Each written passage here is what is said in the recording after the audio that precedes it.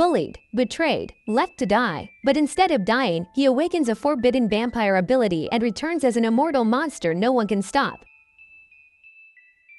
This is Yuta, a poor teenage boy who lives with his adoptive mother Yuki, who is also his teacher at the same time. Our hero dreamed of going to the capital, climbing to the top of the giant tower, and leaving that village behind. However, Yuki prevented him from doing so. His friends shared the same dream, but in order to go to the capital, they had to land a single blow on Yuki. That was the only condition she set for allowing them to leave. Every day the boys tried to strike her, but they never succeeded due to her immense strength. Each time she would counterattack with blows even harsher and more brutal than before. The boys were humiliated again and again until one day, while they were wandering around as usual, Yuta went to visit the grave of his real parents and spoke to them about everything he was going through. We then learned that his parents had died 2 years earlier in a car accident, and since then Yuki had taken care of him. Since the accident, Yuta had lost his memory. Yuta constantly saw the ghost of a red-haired person urging him to climb the tower, and this was the reason he insisted on reaching its summit. Things continued this way day after day until Yuki defeated them again one day as usual. But suddenly their teacher appeared and told them that he would teach them magic. He said this because he had noticed their great ambition. Everyone began learning magic except our hero. The teacher then told him that this bracelet was capable of allowing him to defeat Yuki, but first he had to give it to her and make her wear it. The boy took the bracelet and went to give it to Yuki, extremely shy. She accepted the gift and the day ended. The next day she was returning from the store happy about Yuta's gift when suddenly magical gates opened behind her. The boys emerged from them and completely restrained her. At that moment the teacher's expression changed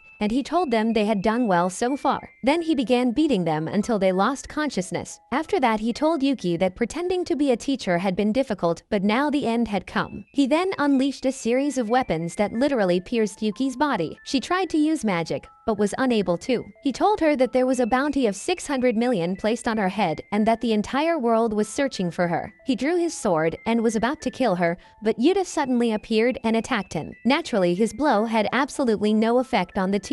Suddenly, the teacher attacked Yuta viciously. The shocking moment came when Yuta's arm was severed. The boy screamed in agony, and the teacher prepared to deliver the final blow. But at the last moment, Yuki appeared and blocked the strike. She began thanking Yuta for his gift and told him that he and his friends had passed the test. But suddenly, the killer laughed wickedly and cut Yuki's body into pieces, completely severing her. Yuta was stunned and did not know what to do. His heart filled with shock, fear, and rage. He screamed at the top of his lungs. The killer then tore apart his body as well, left him, and departed. Everyone might think the story ended there, but it did not. As Yuta was taking his final breaths, he heard Yuki's voice. Yes, she was not dead yet. She told him not to give up, that he had to rise and save his friends. He told her they should call an ambulance, but she asked him to listen carefully. She explained that anyone else in his place would have died, but he was different because 2 years ago she had turned him into an immortal monster that could not die. The boy was shocked upon hearing this. She told him he had 2 choices, either surrender and die here or drink that blood and transform into an immortal monster. He chose not to give up. He drank the blood and stood up to face the killer teacher. He attacked with all his strength, but the teacher blocked him and severed his other arm. The surprise was that Yuta was unaffected. Both of his arms regenerated and returned as they were. He then delivered a devastating blow to the killer, completely finishing him. Our hero lost consciousness,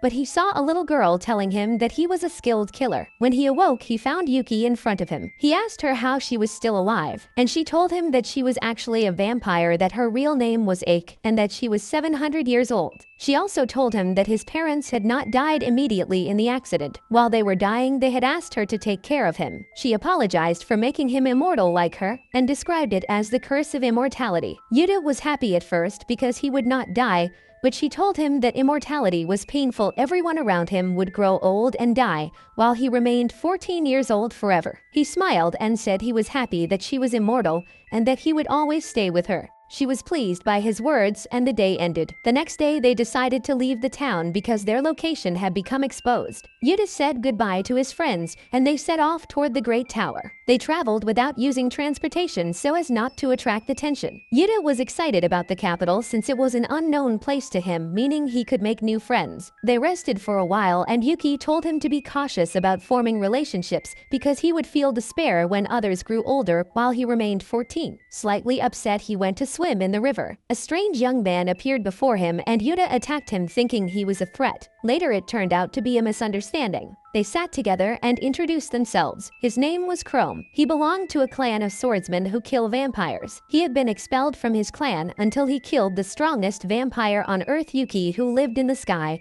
and whom people reached through the giant tower. Suddenly, Yuki appeared. Chrome attacked her, but she blocked his strike and cut his body apart. Yuta thought he had died, but she told him to look again. His body regenerated, and he returned to life. She told Yuta that he too was immortal. Chrome insisted on killing her, remembering his brother's words that he must do so, or he would not deserve to return to the clan.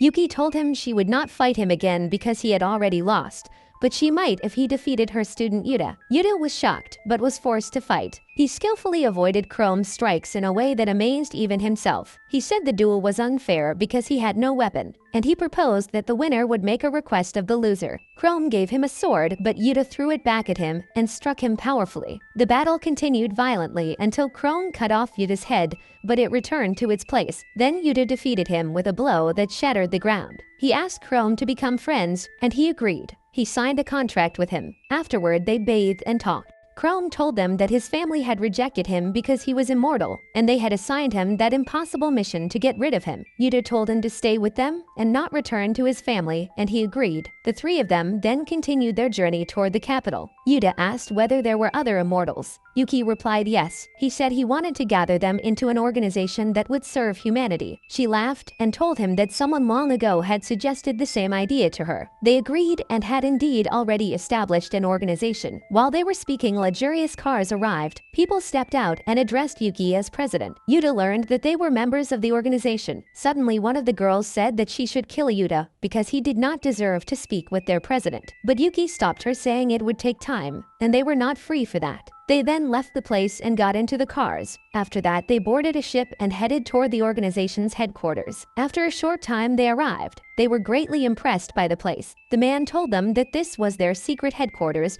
At that moment, Yuki's followers saw that she had returned, and they were overjoyed because she had finally come back to them. Then that man appeared. His name was Maki. Yuta asked him whether everyone present in the place was immortal and a vampire. Maki explained that not all immortals are vampires because immortality has multiple types. Some rely on specific tools or different mechanisms, so they are not all vampires. Each person began introducing themselves. We learned that the blonde-haired man was called Eiko, and he was the 10th guardian of Yuki, while Maki was the 6th guardian. In short, Yuki had a group of guardians ranked solely according to their strength. After this discussion, Yuta announced that he wanted to join them. Maki told him that he would undergo 2 tests. The first was to land a single blow on one of them. The second was to descend underground and defeat the monsters beneath the hotel. However, the first task had to be completed before sunset on their 7th day. They were allowed to use any weapon or even ambush their opponents at any time. Maki would face Chrome while Yuta would face the girl named Karen. Suddenly, Yuta leaped forward attempting to ambush Karen,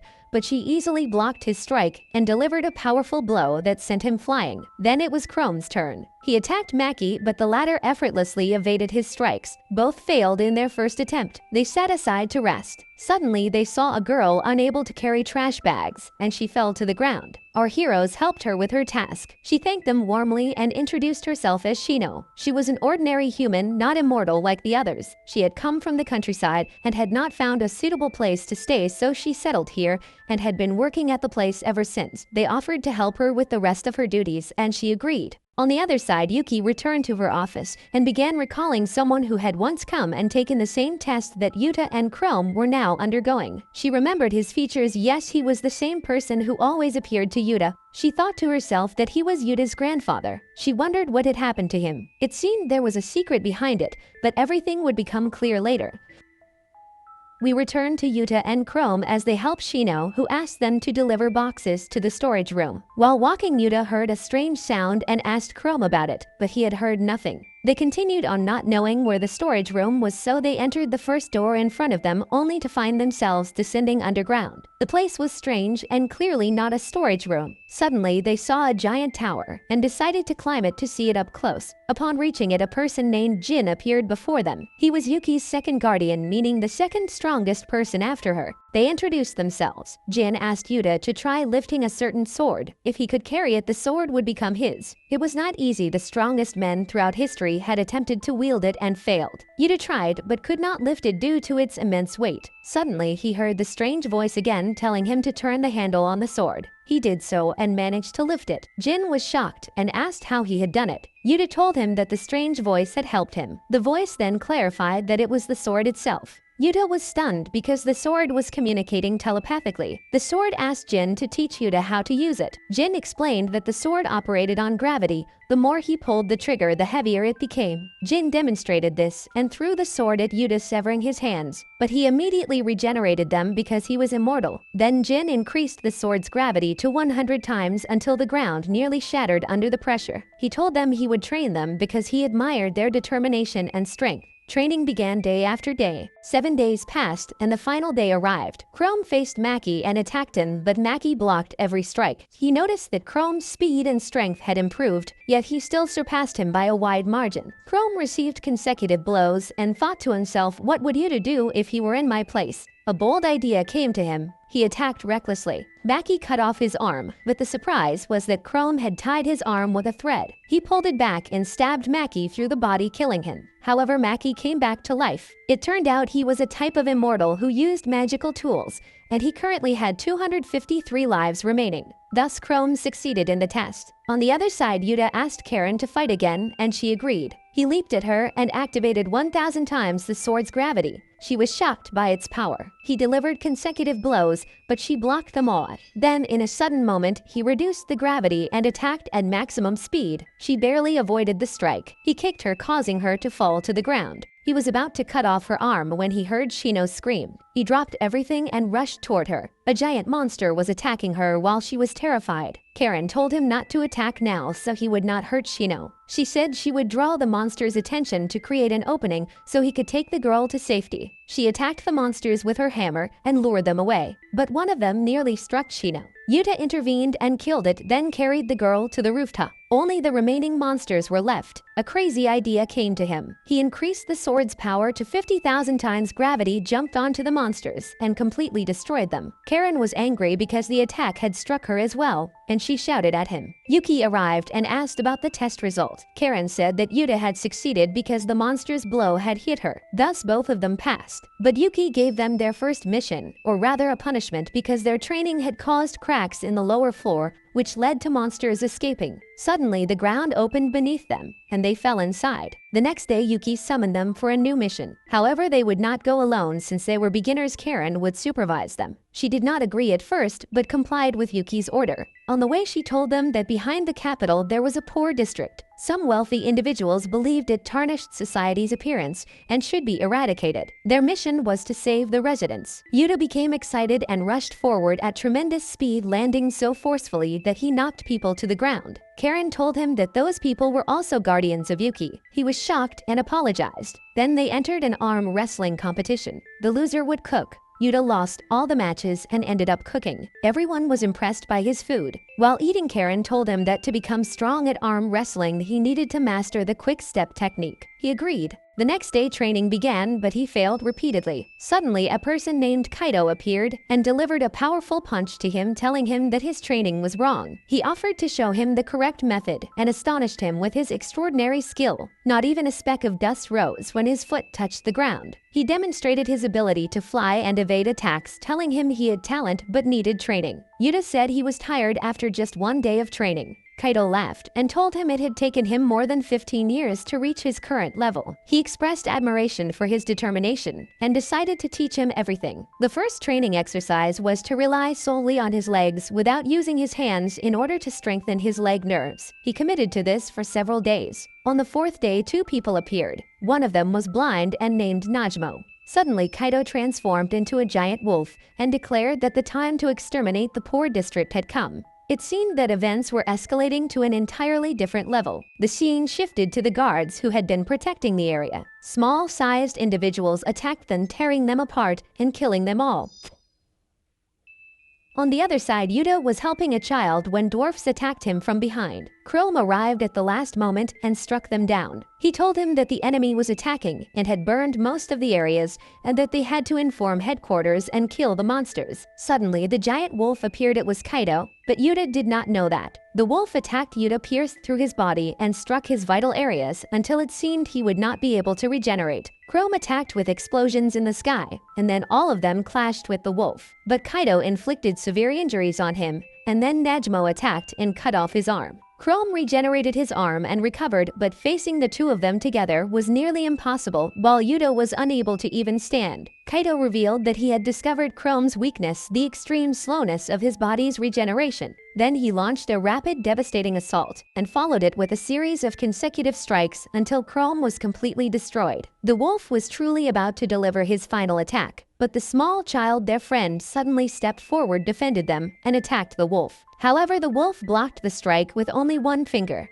The child screamed, "Why, what have we done to deserve all of this?" At that moment, Najmo told him that the ones demanding this were the people who lived at the top of the tower and that their orders had to be carried out. He added, "This land is not yours to begin with." Then the wolf knocked the child down and attacked him violently. Chrome tried to protect him despite his severed arm, but suddenly Yuta appeared and blocked the strike. At that moment, Yuta's hand completely changed shape, as if it had rotated 180 degrees. Even he himself did not understand what was happening, but he decided to go along with it. He attacked the wolf and delivered a powerful blow that devastated him. From the sheer force of the strike, the wolf slammed violently into the wall and Najmo was also thrown back. The wolf became extremely happy and said that strong people like Yuta were the reason he continued in this profession. He attempted to ambush Yuta, but to his surprise, our hero was alert and struck him down to the ground. The wolf's joy only increased. He was obsessed with fighting and with the strong. At that moment, Yuta told Chrome to take the child and escape. Suddenly, Karen arrived at the scene and said she would handle Najmo while Yuta faced the other one. But Yuta suddenly realized that the wolf was Kaido, and he confirmed it. The wolf then returned to his human form. Yuta became extremely angry and said to him, "I considered you my teacher. Why are you doing this?" Kaido laughed and told him he did it because he wanted to meet new strong individuals.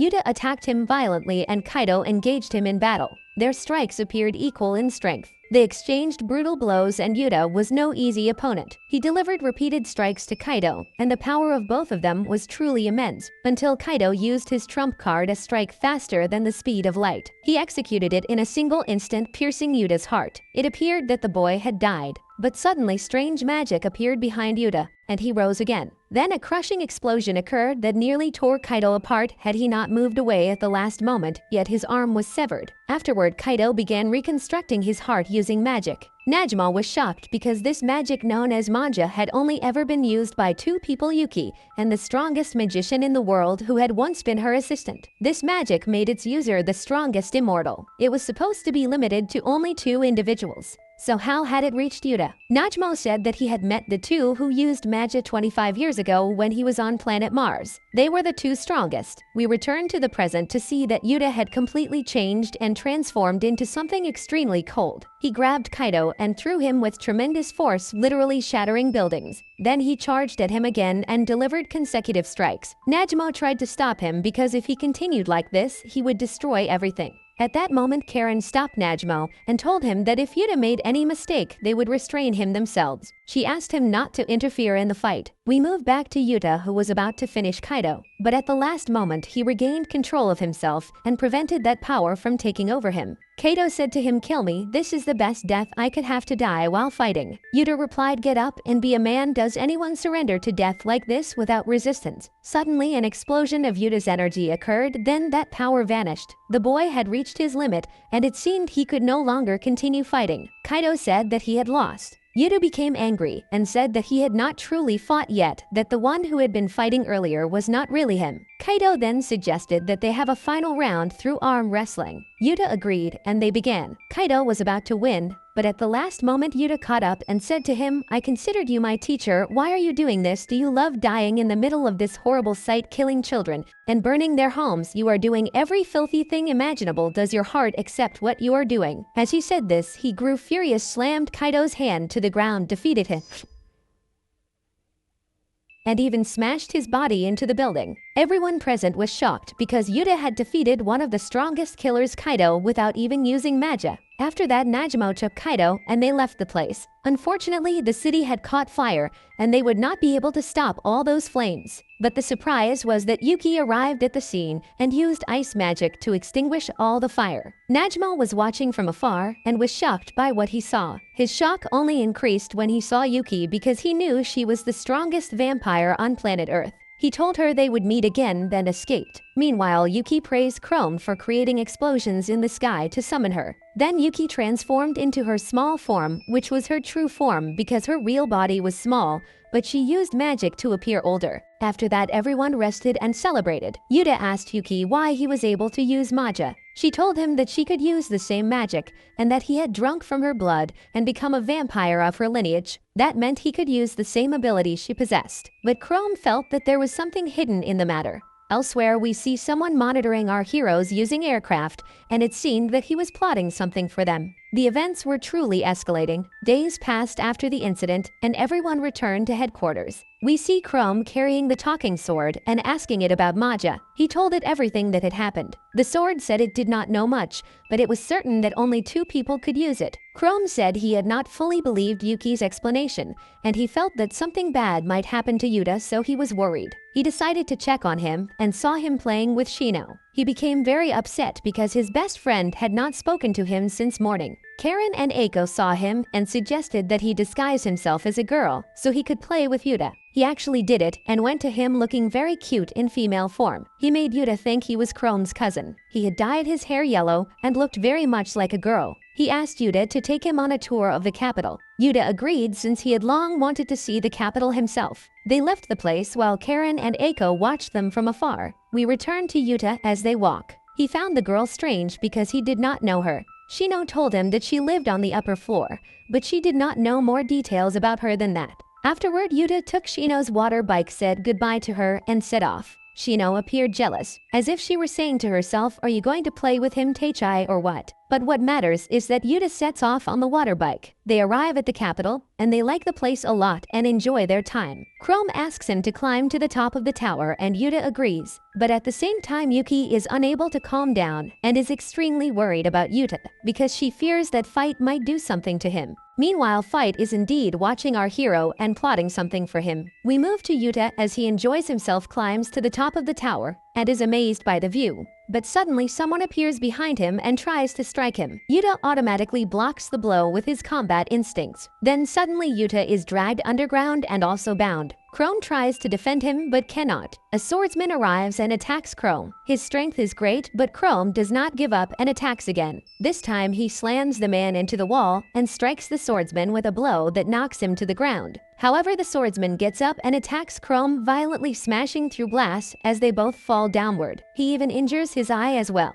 This man, whose name is Ko, says the battle is over and the outcome is obvious. He pierces Chrome's body with shadow magic and pulls him into the shadow. But even then, Chrome does not surrender. He emerges from the shadow and delivers a blow to Ko that literally crushes him. After that, Chrome returns to his original form and pulls Yuta out of the shadow. At that moment, the swordsman flees the place.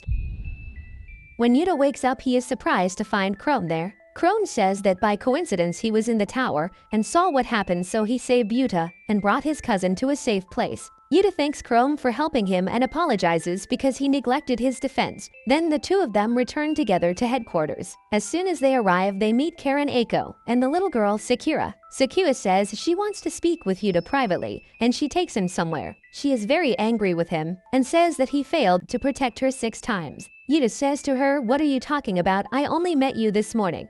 But suddenly, in the middle of their conversation, the girl's head is cut off, and the killer disappears into the shadow. As she takes her last breaths, she asks Yuta to hold her hand, and he does. Suddenly, they return to the exact same place where she was that morning. How? Here is the explanation. Sakura has the ability to rewind time. This ability activates when she dies, returning her to the last point where she had saved events. This time she had saved the point at the sand dunes, but for the ability to activate the fire above the sand must remain burning. Sakura can also bring anyone back with her through time if they are touching her. She had already repeated the event of her death 6 times because each time Yuta would let go of her hand and leave so she could not bring him back with her. That was what made her so furious. She tells Yuta that no one knows about her ability except him alone because if others learned of it her ability would become worthless. After that, Eiko arrives at the place. Yuta is about to explain everything but Sakura strikes him, knocking him to the ground and tells Eiko to take them to the capital again. He does so, and they board the ship.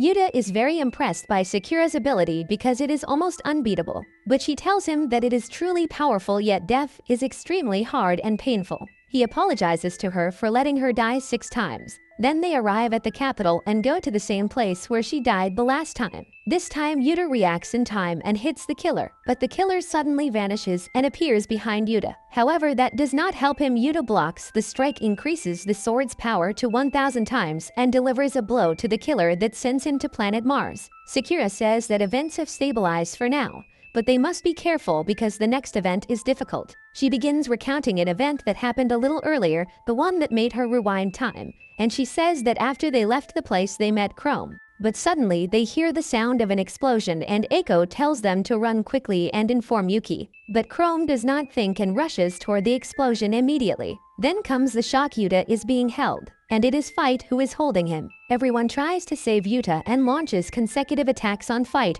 but no one can even touch him. Then he cuts Yuta's body apart. After that, Fight turns towards Sakura and uses rock magic on her. He was going to freeze her so she could not rewind time, but she had prepared a knife in her clothing. She kills herself and the events rewind. We return to the present as she tells all of that to Yuta. He tells her he does not understand anything. She tells him briefly that he was killed and kidnapped a moment ago, but she rewound time and now she is telling him what happened. He asks her about Fight. She says that all she knows is that he is the strongest magician in the world. In the past he was a hero of the world, but he has changed now and wants Yuta for some reason. Yuta seems unable to fully process all of this. Suddenly Eiko and Karen arrive and hear everything, and they are shocked by her ability. Sakura becomes upset because they learned her secret. Then they leave and board the train. Eiko explains that Sakura might be worried that someone could deliberately kill her in order to rewind time, turning her into nothing more than a tool. It seems that this is the real reason behind her distress.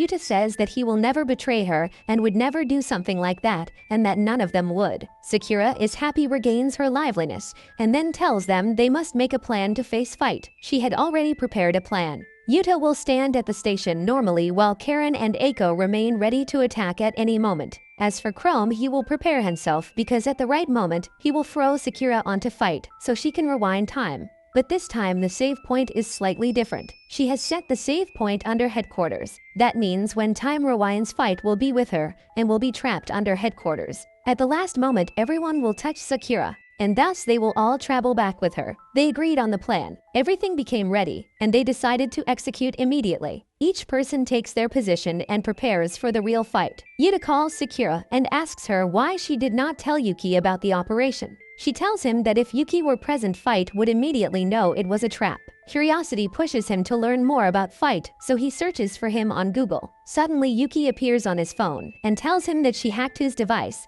and that she was the one who posted that video. Then she gives him information about Fight. In the past, he fought alongside his grandfather Negi and was a hero to humanity. But after Negi died 20 years ago, Fight's behavior changed completely and he became evil. She tells Yuta not to listen to anything Fight says no matter what. At that moment, Fight arrives at the location and everyone gets ready. Yuta actually sees Fight. Eiko is about to unleash his secret weapon, but Yuta tells him to stop because next to Fight there are two of his friends from the countryside, and they might die if they attack now, so they truly stop the plan. Of course, Yuta pretends he has not noticed Fight's presence. He greets his two friends and speaks with them normally. Suddenly, that girl approaches Eiko and stabs him with her weapon, preventing him from activating his power. We return to Fight, who steps forward toward Yuta and says to him, "I am your grandfather's friend, and you must come with me so that we can protect the earth and save the world instead of you remaining here doing nothing." And if you wish to refuse, I will kill these two friends in a single second, and I will destroy everything you love. He continues saying, since you Yuta now understand the situation, call your friends and tell them to lower their weapons immediately. Yuta replies, you are the winner, but unfortunately I can't go with you. You look like a liar and a scoundrel and your face makes me angry. He draws his sword. Suddenly Karen attacks from behind and pushes the two friends out of danger. Then Yuta charges forward and increases the sword's power to 100,000 times, but Fight blocks both strikes with ease. At that moment, Yuta raises the power to 500,000. Fight's barrier shatters and his assistant is thrown off balance. Eiko delivers a powerful blow to her, knocking her down, then activates his weapon. Suddenly, a satellite fires a massive strike toward Fight. Chrome carries Sakura and rushes at maximum speed toward Fight, but two opponents appear before him. He confronts them, then throws Sakura toward Fight. But the shock comes when nothing happens because Fight freezes Sakura using rock magic, rendering her unable to rewind time. Karen picks her up from the ground and says they must escape quickly, but Yuta refuses and decides to face Fight. Karen becomes occupied fighting the large man while Eiko clashes with the girl. Thus, everyone becomes engaged in battle. Chrome attempts to attack the swordsman, but his strength is overwhelming.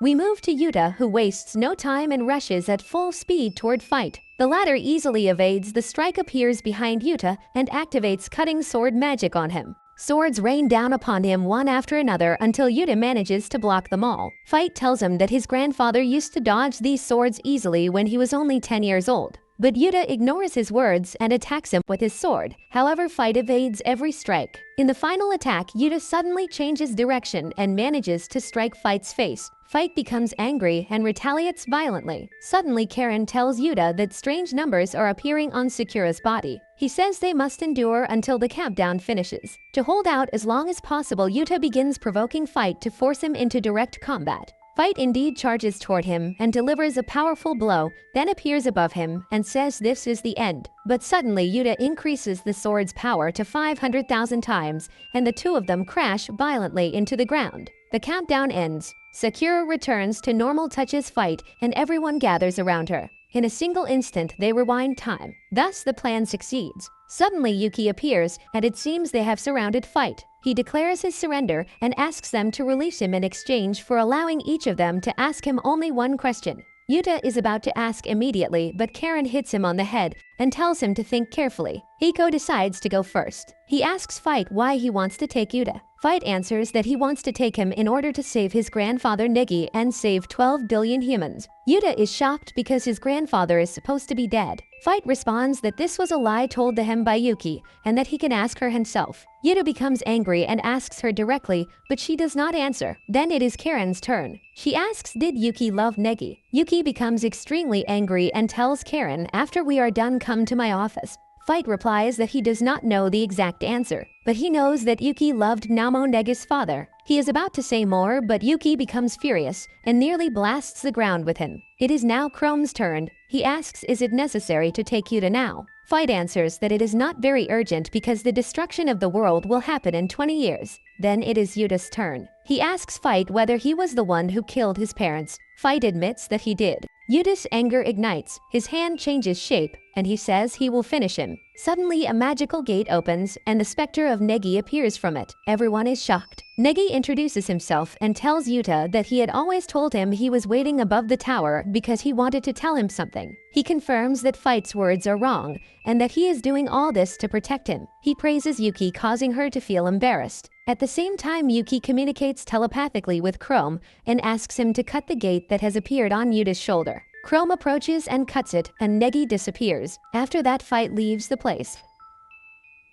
Yuta follows Yuki to learn the truth, but she refuses to tell him anything. She enters her office and locks the door behind her. Yuta then goes to train, extremely worried about her. Meanwhile, a group of people arrives at headquarters. An elderly woman asks to meet Yuki. A young girl also appears looking somewhat arrogant and asks to meet Yuta. Yuta was resting at the time and Shino was preparing tea for him and taking good care of him. Suddenly, the arrogant girl jumps on him. We learn that her name is Mizor. She tells everyone to step aside because she will punish Yuta. She says that his grandfather Negi stole her grandmother's heart in the past, broke it, and did not marry her. Also, all the girls at school used to love him, yet he did not care about any of them. Therefore, she will now take revenge on Yuta. She attacks him with a powerful spiraling strike, but Yuta counters the blow and throws her out the window. It was an automatic reaction without intent. He immediately jumps after her to catch up. When he catches her, her face turns red. Then she jumps onto the building and declares that from today onward, she will be his fiancée.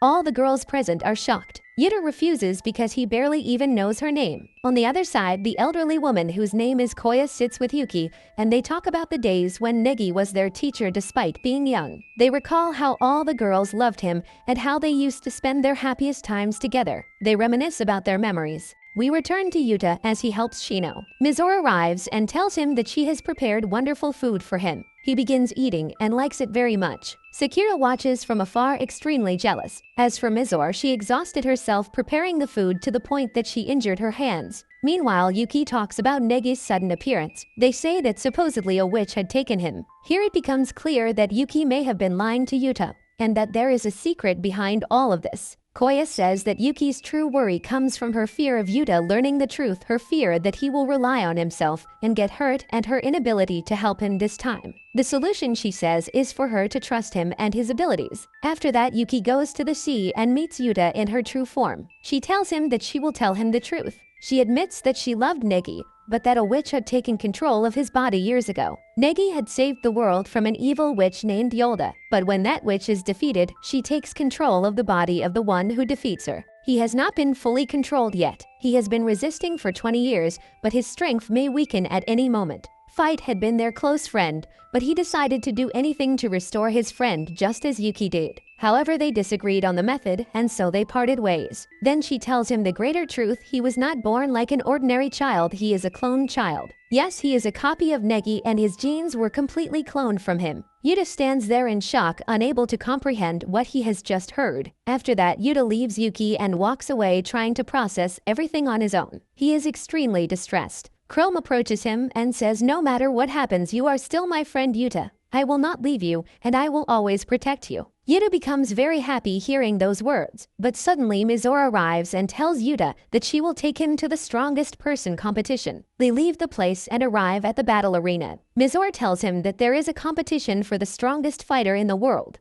and that fighters from all over the globe participate. Yuta becomes very excited, forgets his worries, and rushes to register and participate. Mizore follows him. Meanwhile, Sakura stands there extremely upset because Mizore has taken all of Yuta's attention. She grows very angry. We move to Yuta as he tries to register. The registration official informs him that there are no available spots for any new contestant, but he can register if one of the participants withdraws. Yuta thanks her and leaves, saying that it does not matter and that he should prepare to enter the competition next year. Suddenly, Koya arrives at the place accompanied by two girls, a robot girl named Chacha and another named Mana, who is the head of the fighting championship and also a teacher. Mana tells our hero that she wants to speak with him, and she takes him with her. Meanwhile, on the other side, Yuki is also heading toward the capital. She tells Karen that she is going to meet a group of her friends, so Karen decides to go with her. We return to our hero Yuta, who goes to the classroom where Negi used to teach the students. Koya tells him everything about his grandfather. Yuta feels upset because he is not truly his biological grandson, but she tells him that it does not matter. If Negi were present, he would say he is happy to have a grandson like you. Yuta feels embarrassed and happy at her words, and everyone is pleased with him. But suddenly someone calls Mana and informs her that one of the fighters has been injured and they need a replacement immediately. Mana says that she has the perfect substitute. We move to the battle arena and see that Yuta has entered the fight. His opponent is a suspicious and strange person who appears unstable. His name is Katolas. The fight begins. Yuta attacks at full speed, but Katolas summons a sword with magic and blocks the strike, then delivers a blow that flips Yuta to the ground. He follows up with rapid consecutive attacks. The shocking moment comes when he calls out to him and says, "Big brother." Yuta is stunned and does not understand anything. The opponent takes advantage of the moment and attacks at maximum speed. On the other side, the injured fighter tells Mana that Katolas was the one who attacked him and prevented him from competing so he could take his place. Mana is extremely shocked and realizes that what is happening is orchestrated and that something major is about to occur. We return to the fight. Yuta attacks again. Katolas executes surprise strike, but Yuta dodges it. Katolas attacks again with a swift blow that knocks Yuta down. Then he uses magic to enhance the sword's power and charges at Yuta. With a single strike, he splits his body into two halves. All the spectators are shocked. But they are stunned again when Yuta rises once more and uses Maja. He attacks Katolas relentlessly strike after strike, but Katolas blocks them all. Then he thrusts his sword into Yuta's body and uses duplication magic. Dozens of swords descend, piercing his body. After that, Katolas says to Yuta, "You are just a poor copy of your grandfather Negi." At that moment, Yuta hears the voices of his friends cheering for him. He becomes fired up and says that it does not matter whether he is a copy. What matters is that he is Negi's grandson and that he has friends like these. He pulls one of the swords embedded in him and strikes Katolas in the face. At that moment, we clearly see Katolas' face and realize that he is actually a girl. She says that she had only been buying time. Suddenly, in a single instant, Negi arrives at the place. Everyone is shocked, but they restrain their emotions because this is truly Negi,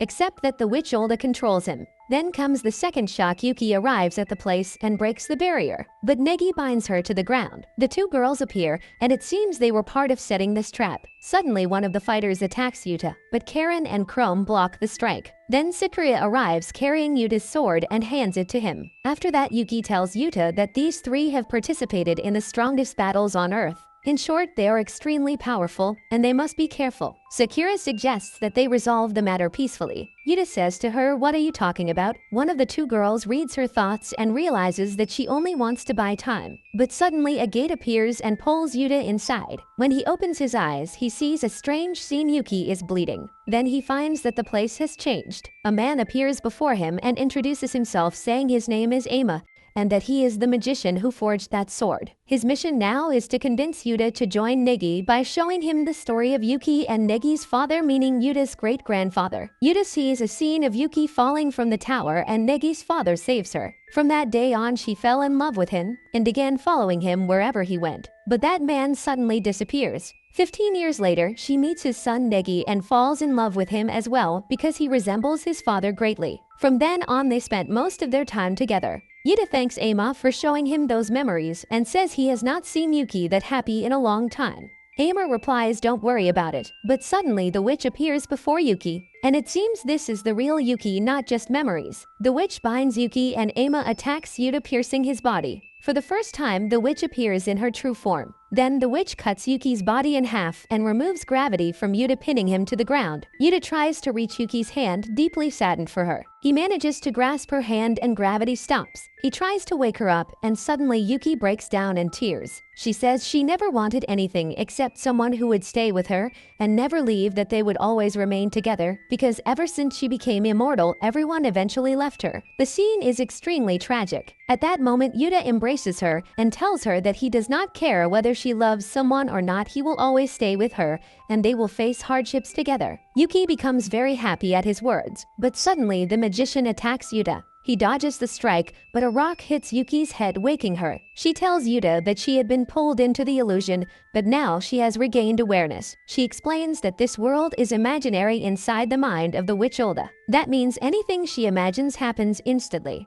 They must confront her with focus because this is a mental duel. They attack her together. Suddenly, Negi and his father appear before the witch, distracting her because she once loved them. The witch takes advantage of the moment and fires a lightning arrow at them, sending them flying far away. She attacks again, but they dodge. Yuki attacks with ice magic, but the witch blocks it. Yuta charges with his sword, but suddenly Negi appears and strikes him down. The witch cuts Yuki's body in half again and drags Yuta toward the sea to drown him. In the midst of this, a woman named Asuna appears and tells Yuta that giving up is not in his nature. She then shatters the witch's illusory barrier.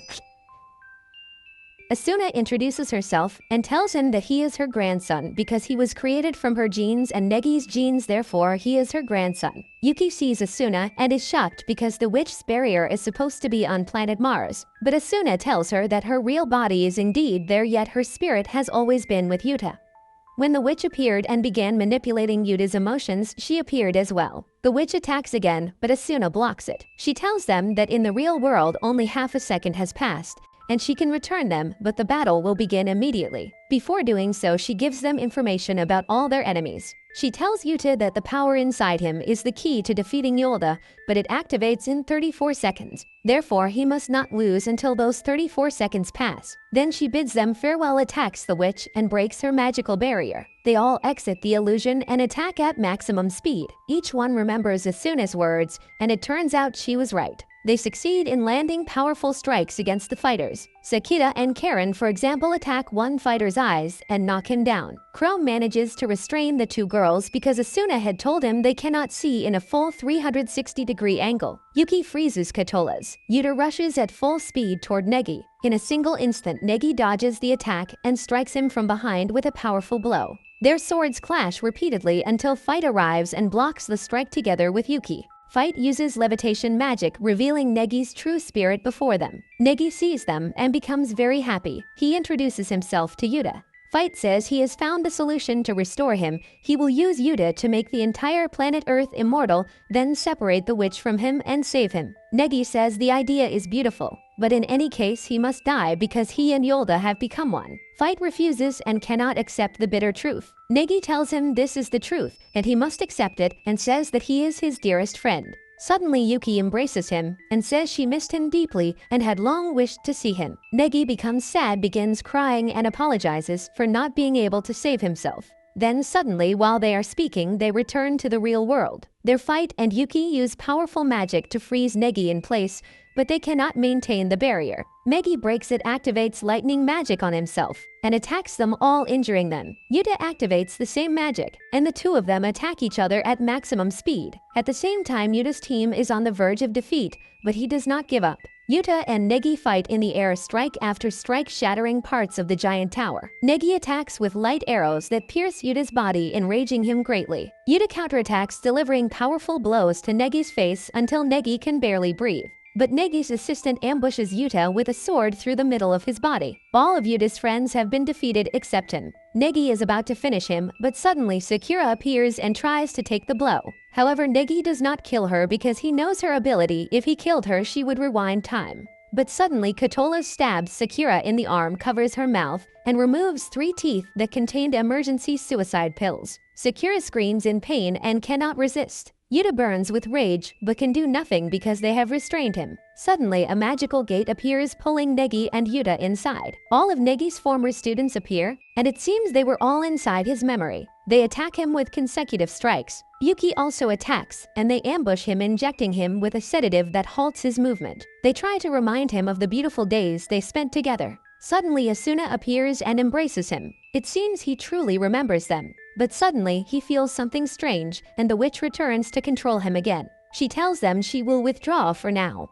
And indeed, they all withdraw. Negi tells Yuta that he will wait for him at the top of the tower, then he disappears. Everyone returns to the real world. Fight tells Yuki that he will save Negi in his own way, then leaves the place. After that, the residents begin rebuilding the city as it was. But suddenly, a mysterious woman appears watching Yuta. And thus, the anime closes on this scene.